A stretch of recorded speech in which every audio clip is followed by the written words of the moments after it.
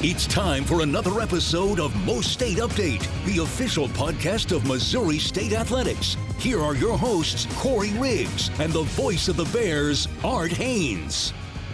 Well, welcome to this week's edition of MoState Update. I'm Art Haynes along with Corey Riggs. We are in the Learfield Suite at Great Southern Bank Arena, which is naked with no basketball floor down right now. But in the meantime, it is the off season.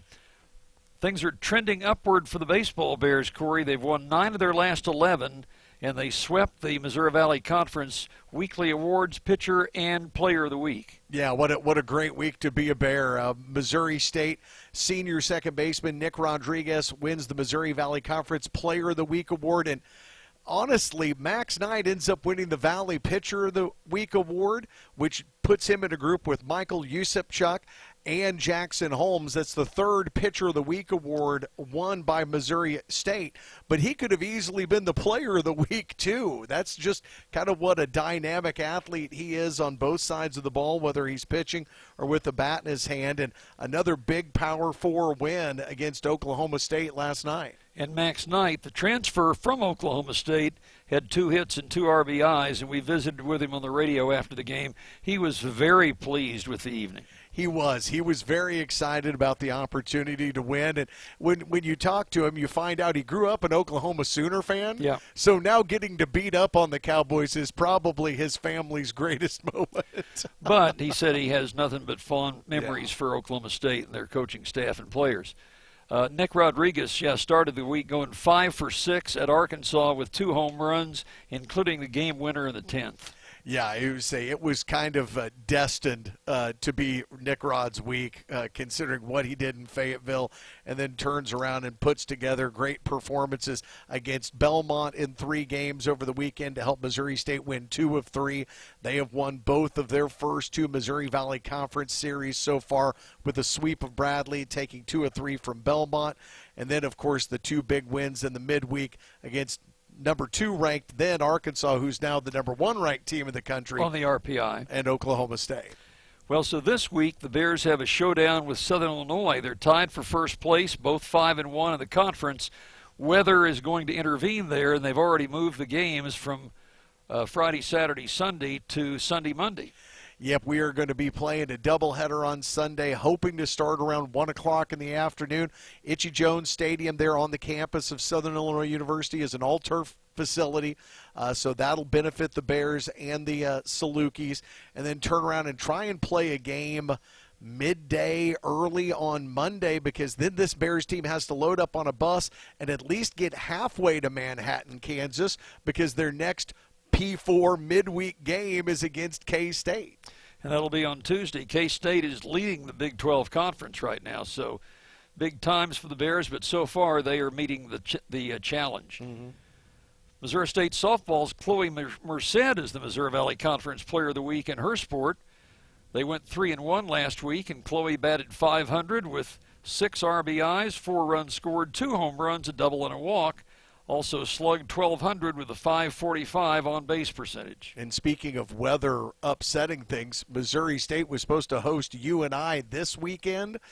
There's a chance that they're going to end up having to play that in another city, in another town, hopefully maybe getting an indoor facility. Some folks have got those dome softball complexes, but looks like they may have to win. But, man, what a difference between the non-conference and the conference. This Missouri State softball team, I think, started 1-19. They did. They played a violent schedule with a lot of top-tier talent, and then they get into the Missouri Valley Conference portion of things, and they start sweeping teams. So it's been a good turnaround from the non-conference to the conference portion of the schedule. Last week they beat Kansas City. Non-conference took 2 out of 3 from Murray State, and going to try to get those games in with UNI this weekend somewhere.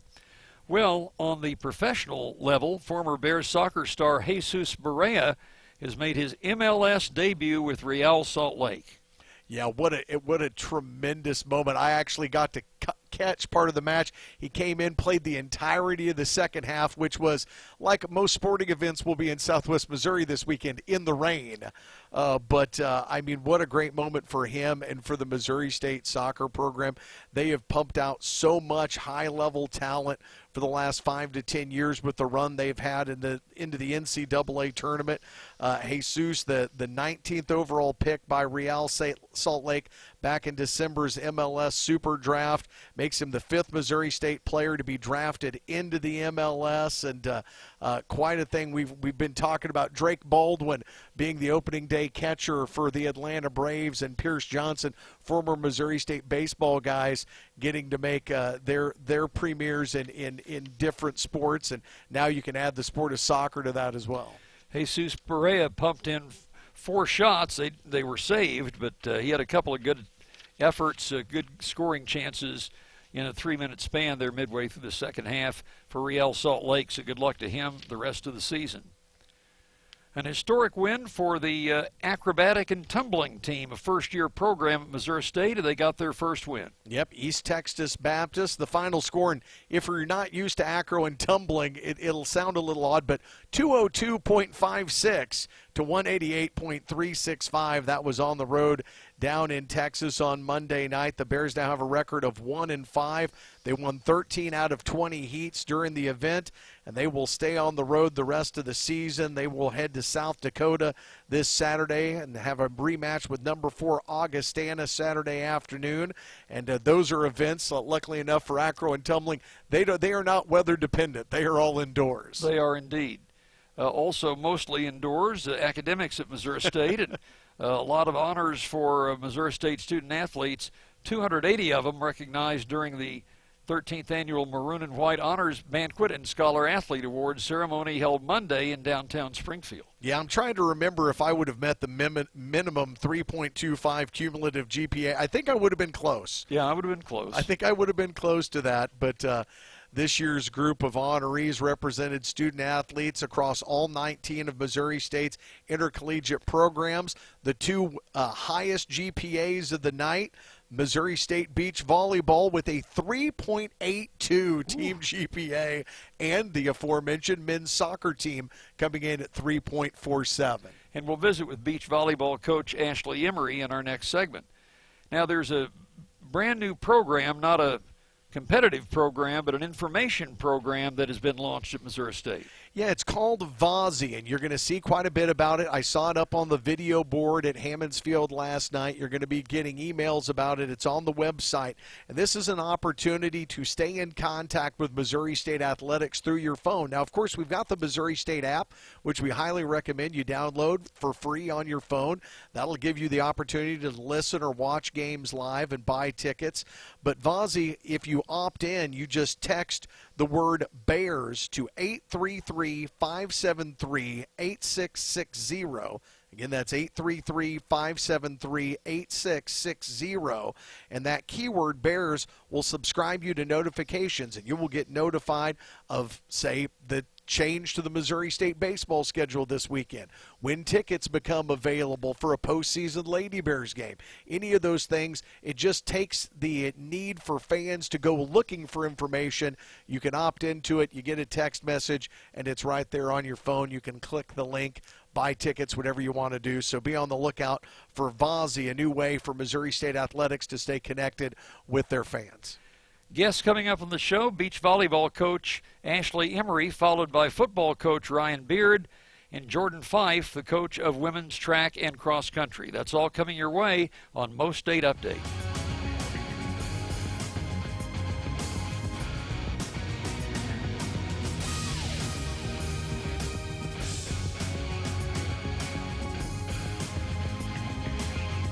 Welcome back to MoState Update. Our first guest of this show is beach volleyball coach Ashley Emery. Her team in the midst of a good season. Ashley, congratulations. Thank you, Art.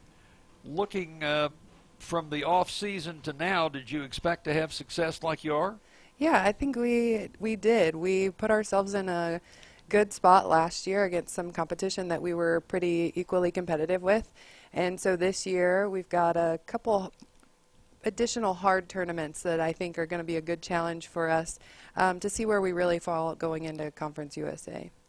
Well, beach volleyball, I would think, like a lot of sports, is somewhat weather dependent when you play outside on the courts outside Hammond Student Center. And For example, you've got Senior Day coming up this weekend. The weather doesn't look good. It doesn't, unfortunately. But we're lucky enough that the owners at Volleyball Beach Ozark are letting us use the dome again, even this late in the season. And so, yeah, that weather's not going to stop us. Well, I would think, is that a recruiting situation where you're playing teams from Texas and Florida, and they've always got good weather? Yeah, it is. It's hard to, we can't sell that oceanfront property here in Missouri. But, but then having the dome and letting them know that we're not going to freeze all winter and we'll be able to play inside is helpful. Fairly new program, 8th year of beach volleyball, your 3rd year, and it's been a steady progression. Yeah. I've enjoyed getting to do it. I was with indoor first, and this opportunity opened up, and I was excited to take it. So people see beach volleyball in the Olympics, and that's where it got real popularity. This is pretty much the same as that? Yeah, it's the same, and we're playing against the same girls. So we'll play at TCU in a couple weeks, and they've got a pair in their ones that were just in the Olympics, and so our girls are going to get a go against some of the top in the nation. Wow.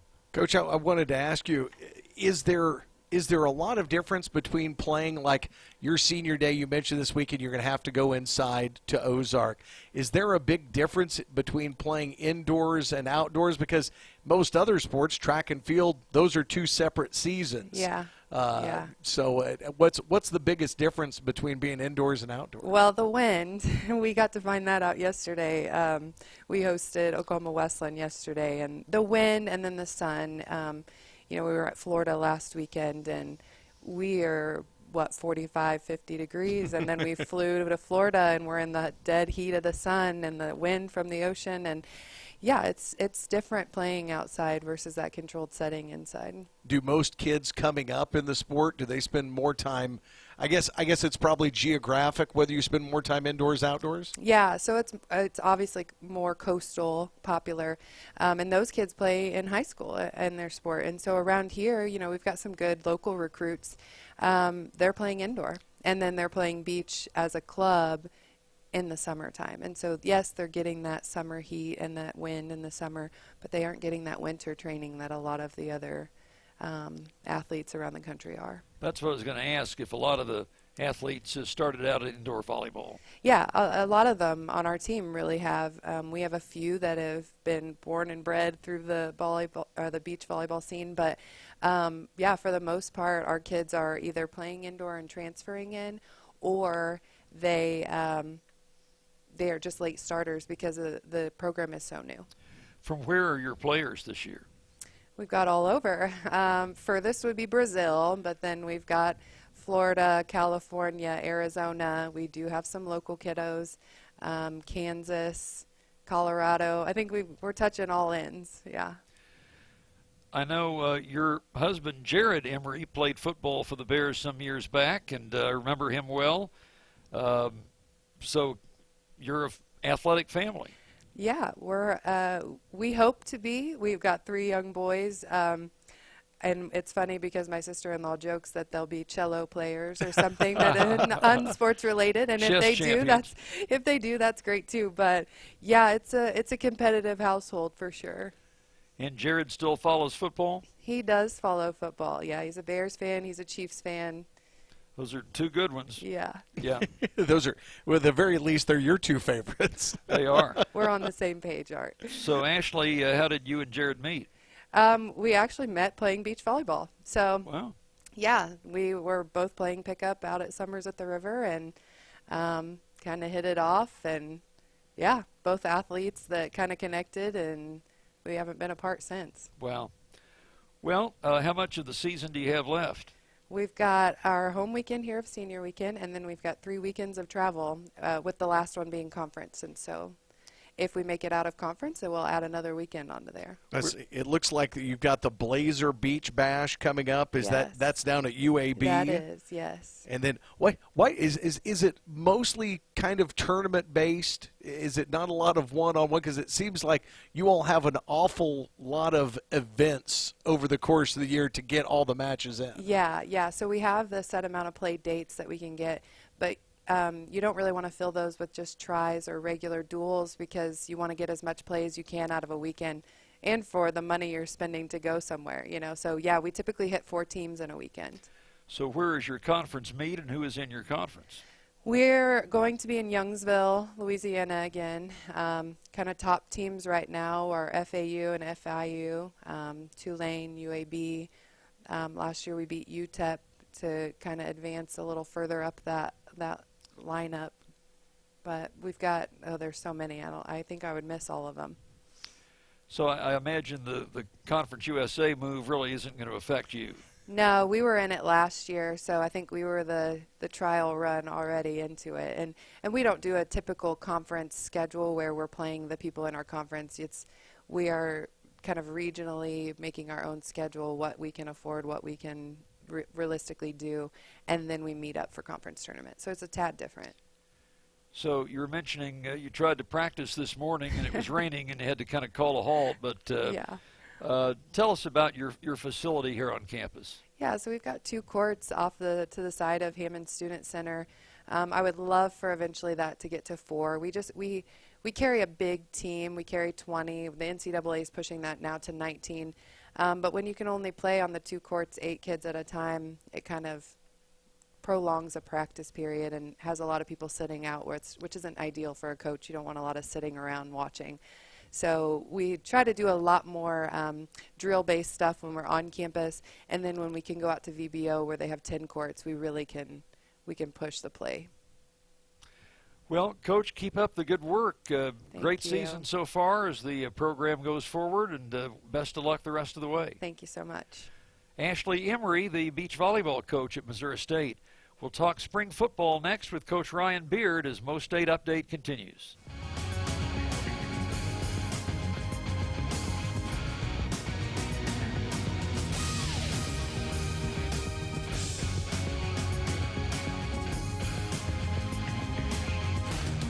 Well, our next guest on the show is Ryan Beard, Bears head football coach heading into his 3rd year.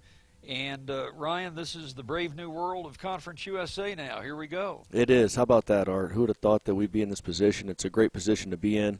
Our players, staff, administration, everybody around the community is fired up, so let's go get them. You bet. You're in the middle of, in fact, you're winding down spring drills right now. How have they gone? It's gone really well. I like our football team. I think we understand kind of what it takes to be successful after coming off a good year. We have to understand that team is behind us. We are no longer the team that went 8-4. We have to figure out what the backbone of this current football team is, who our playmakers are, guys we got to continue to develop. But they enjoy football, Art. I think that's been one of the great things about this spring that we've been able to tell as a staff is we've got guys that like to go out and are tough, hard-nosed players, and you can do a lot with that. You lost some players, gained some players. That's kind of the way it works these days. Hopefully the gains outweigh the losses.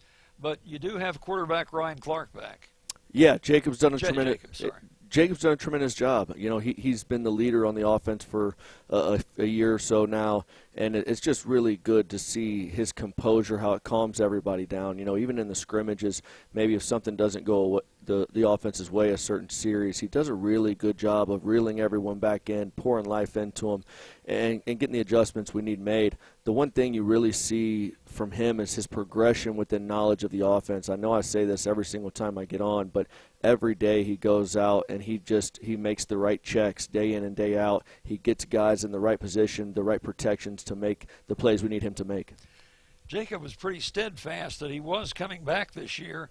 Was there ever any question? I mean, I'm sure he had opportunities to go elsewhere. Yeah, he had opportunities and options, and just like every cycle, guys try to call him and poach him right out from under the team he's currently on, which is unfortunate. But Jacob's a loyal guy, and he's smart. He's smart, and he understands the offense that he's currently in. And when NFL scouts come to watch us practice, they understand that he has to make checks that will be made in the NFL. He has to make NFL throws. Our offensive system is catered to our quarterback, and that makes it tremendously impactful for reasons giving him to stay here, stay at Missouri State. I think he believes in what we're building here, and he wants to be a part of history. I want to talk to you, Coach, about a couple of different position groups, starting with the running backs. Jacardier Wright, his time at Missouri State is done. The guy that was his backup a year ago elects to go in the portal. I came out to your scrimmage last Saturday before the Bears home baseball game. I was more than pleasantly surprised by the two running backs that you featured quite a bit in that scrimmage. Talk about these Shamari Lawrence to start and how you found him. Yeah, we've done a nice job the last few cycles getting some pieces that are drastically needed. Shamari Lawrence is from FIU, really good player. We actually played against him here when he was at South Dakota. I don't know if you guys remember this. It was probably 3 or 4 years ago. He took a significant leg injury on their sideline, had to stop play for a while. So we've known about him for a long time. He wasn't getting the carries he wanted at FIU, but he's fully capable of carrying the load. When you look at him, he's got some physical presence to him, a lot like Jacardier. Really put together back that has great vision, can go the distance. And then, talk about some of the other guys. King has done a good job. And, guys, let's remember King should be going to prom. That's what I wanted to ask you, this was a kid who reclassified. He did. His high school journey was wild. He played for Teddy Bridgewater down in South Florida. Tremendous young athlete. I mean, his growth from week 1 of the spring to his second scrimmage was just night and day. You really saw him make some runs in that second scrimmage that go, oh, man. We've got something here. And that was encouraging to see. Did a really good job. And then, very homegrown Ramon Green has done tremendously well. And I think I said it last weekend after the scrimmage, the thing that gives him the advantage a little bit is he's kind of the veteran in the room. I know that sounds crazy because, he's still a young player, but he understands the playbook. He knows the protections, and that's made him extremely valuable this spring. Wide receiver group, Hunter Wood is gone. He was Clark's favorite target, but you got some coming back. That's been one of the intriguing things to watch this spring is kind of who's Jacob looked to, and we do have some pieces coming back. Then we've added a few, James Blackstrain's coming back. He's a great player, came from Georgia Tech. J-Rob is back, has had a tremendous career as a Bear. I think he's set to have his best year yet personally. He's focused. He's really done a nice job this spring of being the guy we really need him to be and stepping up and making big plays. Dash Luke looks tremendous. We thought Dash could have been a little bit more productive last year, but I think he's set to have a big year. And then it's some guys we brought in. Ronell Johnson has been phenomenal from Stetson, a player that's going to continue to get better. He's a guy that, Jacob has looked to from time to time. And then one of the things that helps our wideouts is how we use our tight ends. We've got one of the best tight end groups in America, in my opinion, with Lance Mason, Gary Clinton. Mm-hmm. I talked to Gary a few times this spring. He's had the injury bug the last few years, and he looks like the dynamic player that he was at Webb City. I mean, he really does. He looks great. He looks strong. He looks like he can really move, and I think he'll be a dynamic piece for us this year as well. Linebacking core probably took the most hits in the portal, but how does that area and the defense look? Yeah, to start with the linebackers, it's been good to get some guys a ton of reps. Coop is young, but Jayshon Cooper, he's going to be a tremendous player, as well as, Michael Thiessen. He's got a little bit of the injury bug right now. He's been out for a few weeks with the lower extremity issue, but he'll be back ready for fall camp. Obviously, we got Jared Lloyd hoping to get him back for camp. He's been on the shelf as well. Cooper Roy, we've actually, been figuring out where he can fit in our defense best, and he's had a really good spring, done some really nice things, so we're excited about him as well. Probably going to go get a few more pieces at that position to make sure we've got enough depth to carry us through for, the Conference USA run. Overall, defensively, we hunt, man. We fly to the football. That's the one thing that pops out on the film this spring is that they really play hard and with great effort, and that can do a lot. I think our defensive front has taken some steps forward. Obviously, the addition of DJ Wesolek has been nice on the edge on the other side of D. Townley, which has been really good to see. Caden Wiest has done a good job stepping up. I think he's set for a big year. And then interior, it all starts in the middle of your defense. Tim Brantley, Jills Chio, Ryan Williams, all of those guys have flashed.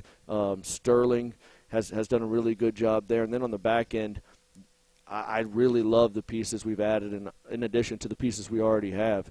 Obviously, Todrick McGee's been an All-American. He does a little bit of everything. The great thing about Todrick is his game, it doesn't matter the position. He's going to find a way to impact the game in a positive way, and he's been great, and his leadership has shown up. J.J. O'Neal in the back end has played a lot of football for us, and the addition of, McGuire, Neal, has done a phenomenal job. He's electric. He was like 10-400 meter in Florida. That's real speed, and you see it on film. At the corner position, we had a lot of turnover there, which I think is a good thing. Thomas has been really, really good for us. He redshirted last year, which I think was a good decision for him and our team. And then Vaughn on the other side, as well as Brandon Vines, have been competing and doing a nice job there. So overall, I think the defense has taken some step forward. Still need to add a few pieces just to complete the puzzle, but I'm pleased with the progress. I wanted to ask you specifically about Todrick. I was glad to hear that sort of positive report. A lot of people are going to remember the game in which he went down. The season was over for him at that point in time. His recovery obviously has gone well, and he's back contributing big time for you all in the spring. Todrick was determined to get back better than ever, and I think he is. I think that, the time off for Todrick, perspective is everything in life, and just to understand that you're a play away at all times from not being able to play the game you love, I think that re-energized him, and he has been top-notch. He's doing a bunch of good things for us, and I'm excited for his senior year. So you move to the new conference, the new level of football. You're used to playing North Dakota State and South Dakota State regularly, and I think they probably would compete at the top of this league. But week in and week out, how do you think we're going to compete? Yeah, I'd agree with you, Art. I think it's going to be similar to some of the top-level competition in the Valley.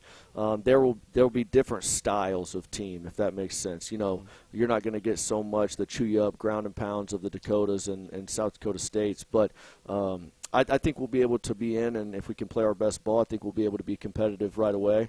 That's not saying wins and losses by any means, but it is showing that, I think with time we will be competitive and be ready to compete. So you got a spring game coming up on Saturday, and weather does not look favorable. No, it doesn't. It's the weather is crazy right now. We were just talking about life in the Ozarks. It's like one day it could be sunny and 80. The next day it's drizzling rain at a cold 35 degrees. So rain or shine, we're going to go. We need to get some more work in. Hopefully it's a decent day so that the fans can come out and have some fun with us. But if not, the show goes on. We know what we have to do to make sure we put another good day together to get our prep finished and finalized for the new turf to come down. New turf's getting ripped up very, very soon, so we're excited about that. A lot of good things happening in Missouri State football. Yeah, people keep asking about what changes are coming to plaster. Well, we know in about a week there's not going to be turf anymore. You guys are going to have to partner with Coach Seabolt and the soccer team to have some turf to work on for a little while. Yeah, those guys have been great for us. Both soccer programs here, men's and women's, do a phenomenal job, and they've been kind enough to lend us their facility a few mornings for the next few weeks. So we really appreciate that, and that's part of the Missouri State Bears athletic spirit. We're here to help each other. We're here to make each other better and make it the best product it can be. Well, Ryan, the next time your team takes the field against an opponent, you'll see a horse called Traveler at the Los Angeles Memorial Coliseum. So that is as big time as it gets. Yeah, there's not a bigger venue in college sports. Not even college sports, but sports in general. It's held Olympics. It's held some of the greatest athletes of all time, and we get to go tee it up and let it rip. That'll be great. Coach, keep up the good work and good luck this year. Thanks again, Art. Go Bears. Coach Ryan Beard talking football. We'll talk women's track and cross country with Coach Jordan Fife next as MoState Update continues.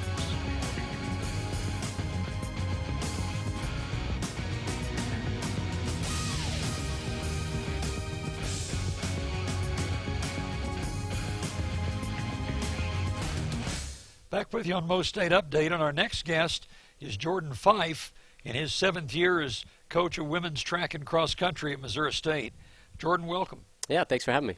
You bet. So you had success in your last meet, and you had an individual champion in the heptathlon. Yeah, it was a really good opener for us. When we get to the outdoor season, a lot of it just comes down to the weather. You get a nice sunny day, warm temperatures, and the energy level just goes way up, and the team did a really good job of taking advantage of that. And, Camden opening up with that score in the heptathlon. Not a lot of teams have opened with a hep yet, but those that have, she's sitting 12th in the country right now, and she's looking really good as far as, where she sits in the conference. And it just was the start of a really good weekend for us overall. We had a lot of other really good performances, and just looking forward to the momentum that meet created for us. So you carry over from indoor to outdoor with the pretty much same athletes. How is that transition? Yeah, there's a couple, unique things about outdoor compared to indoor. We get the javelin, which is an event that we spend a lot of time and effort with, so we're looking forward to getting those athletes out there to contribute. Steeplechase is another one that's not contested indoors, so that's something new for some of the distance runners.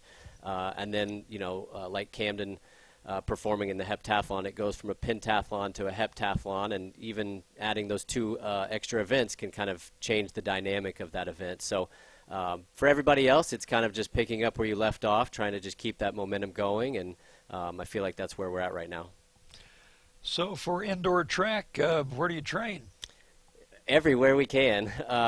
For the most part, our distance group, tries to get the bulk of their runs in outdoors, on the outdoor track. If we can get a 20, 30, 40-degree day, like that's summer for us out there.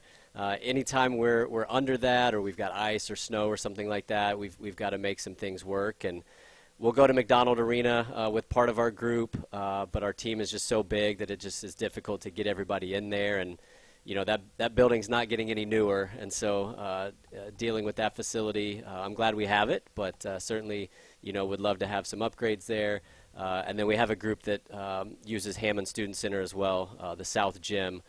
We invested in some different rollout runway and some different things to kind of think outside the box to keep training going. But we're a very segmented team during the indoor season. We're just looking for any place we can get in to get the work in, and then outdoor it's fun to get everybody back together in the same spot. I assume that I know the answer to this question, but I'll ask it anyway. Is there a preferred season for the student athletes? Do they prefer being outdoors versus indoors, or do you have faster times indoors than you do outdoors? Yeah, I think from a training standpoint, outdoor for sure. The meets themselves, there's a certain element to indoor that, the energy is usually a lot higher, just, tighter constraints of a facility just make it a lot more fun. But outdoor, you can't beat, a nice weather outdoor meet, and I think most of them would probably say outdoor if you can guarantee the weather to go in their favor. What areas do you think will be strengths this spring? Yeah, what we've been really focused on is just trying to add depth to the pieces that we've or the events that we've had success in the past. Right now, our 400-meter group is really deep. In fact, at SBU this past week, I think we went something like first through fifth, and we didn't even put our top 4 people in the event. So our sprints, our jumps, our middle distance, our javelin, I'd like to think that, there's a lot of different areas that we can be successful in this outdoor season. So, really only a couple of events that we don't necessarily prioritize, but everything else we expect to be moving in a positive direction. I know you had scheduled a home meet this weekend. Weather doesn't look like it's going to cooperate. Yeah, we've been watching that for several days now, just hoping we'd get a little bit of a break in the forecast. But we've kind of made the decision just a couple hours ago with collaboration with Drury and Evangel, who we kind of do this meet with. And everybody felt like it was the best interest of the student athletes to just postpone and look for potentially something down the road. We don't have a guaranteed date for a reschedule, but all of us felt like we just weren't going to get anything out of this weekend with the weather looking like it was going to. And there's being tough and getting through it, and then there's actually trying to accomplish something. And if we had to, we certainly would get out there and give it our best. But it's something that we just felt like the cons outweighed the pros for sure.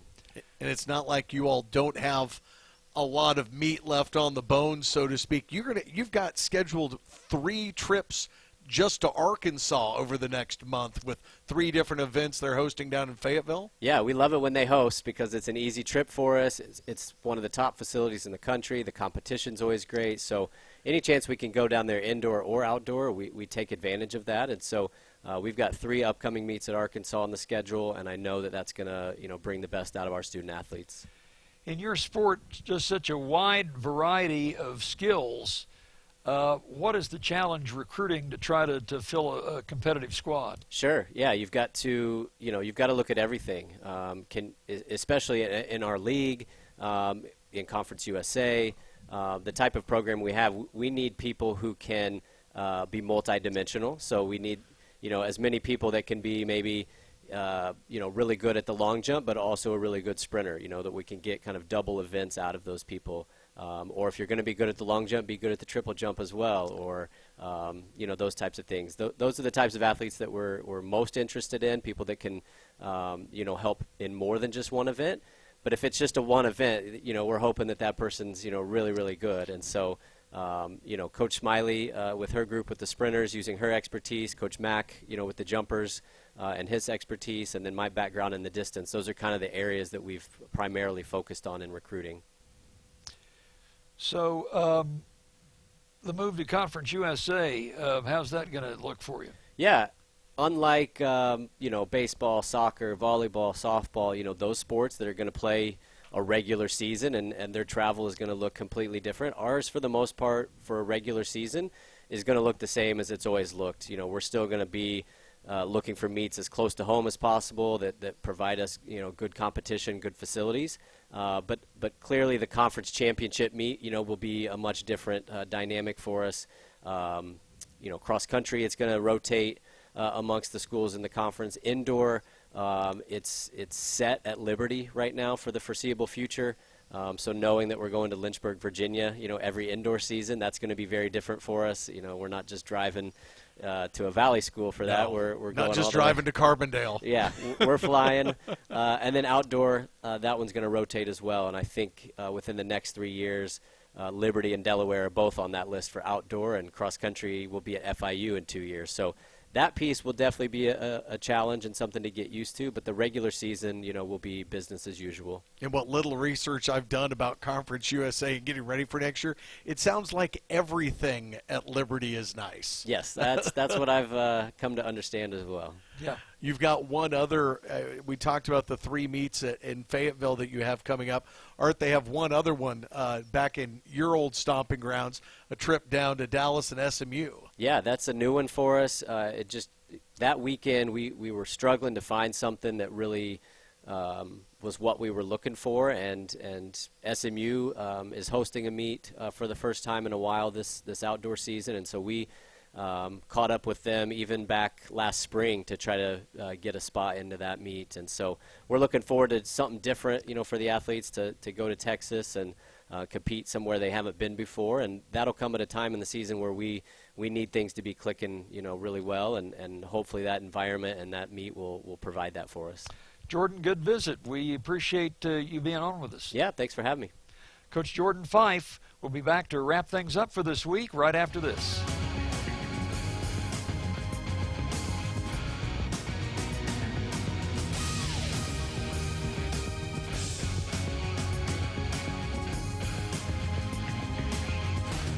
Well, back with you on MoState Update. Weather is going to have a big impact this weekend all across the board. As you heard, the Springfield Showdown track meet is postponed. They're going to try to reschedule at a later date. Softball was going to be home against Northern Iowa. That's still very much up in the air. Tennis takes on Bradley at 7 o'clock Friday at the Cooper Tennis Complex. That will take place. Yes, and they'll end up playing twice this weekend, which is a tennis season that's kind of drawing to a close as it gets later and later in the spring. And of course we talked to Coach Ryan Beard earlier, Art, and you heard his description of the spring game. As long as it's not lightning, they're going to get out there and get some work in. So tennis hosts Illinois State at 11 a.m. Sunday. Saturday, as you say, the spring football game at Plaster Stadium. Beach volleyball will celebrate Senior Day, but they're going to move, as Coach Emery said, to the Dome in Ozark, take on SBU at 10 a.m. and Park College at 1 p.m. And that's really great, because you would hate for those seniors not to get their Senior Day and their opportunity to celebrate. You want them to be able to play on their home site here outside of Hammond Student Center, but really lucky for Coach and the team to have the opportunity to have a fallback location like the Dome out in Ozark. Indeed it is. Well, that's our show for this week. Thanks to volleyball coach Ashley Emery, beach volleyball that is, football coach Ryan Beard, and women's track coach Jordan Fife for being our guests. And most of all, thanks to you for joining us on MoState Update.